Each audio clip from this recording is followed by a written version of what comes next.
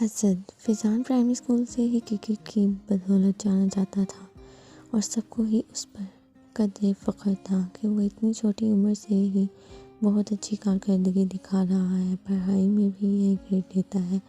8ویں جماعت میں فیضان کی کلاس میں ایک بچے نے داخلہ لیا جس کا نام ولید تھا۔ ولید اور فیضان کی شروع سے بالکل نہیں بنتی تھی۔ فیضان اپنی اچھی پرفارمنس کے باعث کسی کو بھی آسانی سے گھاس نہ ڈالتا تھا۔ 6 مہینے ہونے کو آئے تو مڈ ٹرم شروع ہو گئے۔ فیضان کرکٹ کی وجہ سے پڑھائی پر توجہ مرکوز نہیں کر پایا اور اس بار فیضان نے کلاس میں دوسری اور ولید نے پہلی پوزیشن حاصل کی۔ ولید کو اساتذہ کی جانب سے سراہا جانا فیضان کو ایک آنک نہ بھایا۔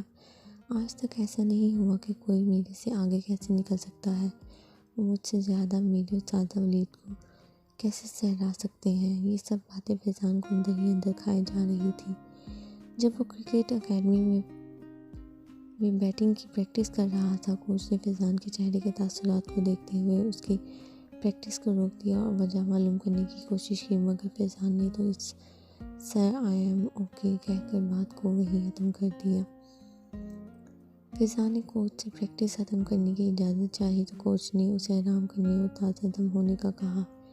2 سال گزرنے کے بعد فیضان اب 10ویں کلاس کا طالب علم تھا اور ولید نے بھی کوچ کے اصرار پر کرکٹ کھیلنا شروع کر دی تھی۔ اس کی ملاقات کوچ سے محلے کے گراؤنڈ میں کرکٹ کھیلنے کے دوران ہوئی تھی۔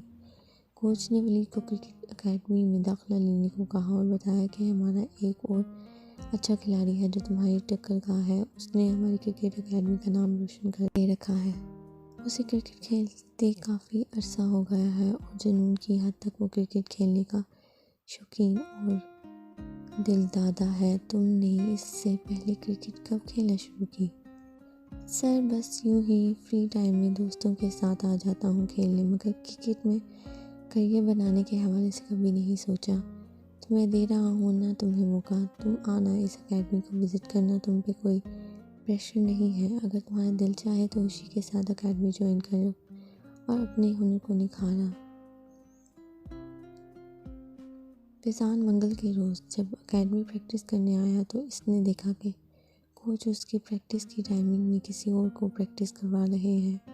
فیضان حیران ہوا اور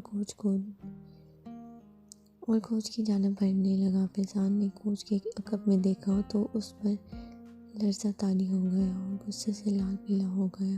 کوچ میری پریکٹس کا وقت شروع ہو چکا ہے، آپ میری ٹائمنگ میں کسی دوسرے کو کیسے پریکٹس کروا سکتے ہیں؟ فیضان، کوچ نے تھوڑی اونچی آواز میں کہا، تم کیوں اس طرح کا رویہ اختیار کر رہے ہو، وہ بھی کسی کو ملے بغیر اور اسے جانے بغیر؟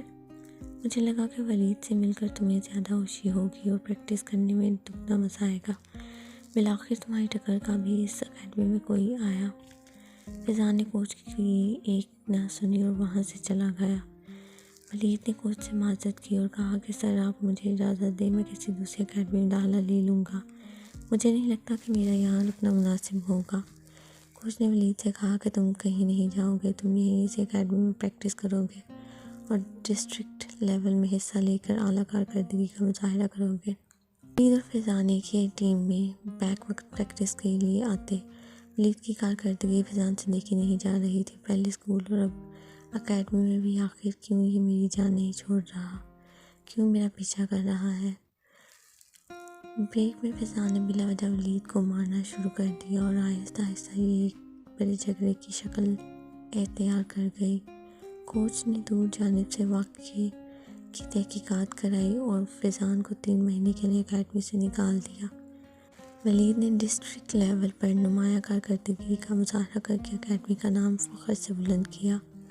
سبق: جو آپ کے پاس ہے اسے کوئی نہیں چھین سکتا۔ بہتر یہ ہی ہے کہ دوسروں کی خوشیوں میں شریک ہوں، نہ کہ ان سے جلیں اور گمان کرنے لگیں کہ اس سے چھین جائے اور مجھے مل جائے، جو کہ سراسر غلط عمل ہے۔ حاسد کو پچھتاوے کا سامنا کرنے کے سوا کچھ نہیں ملتا۔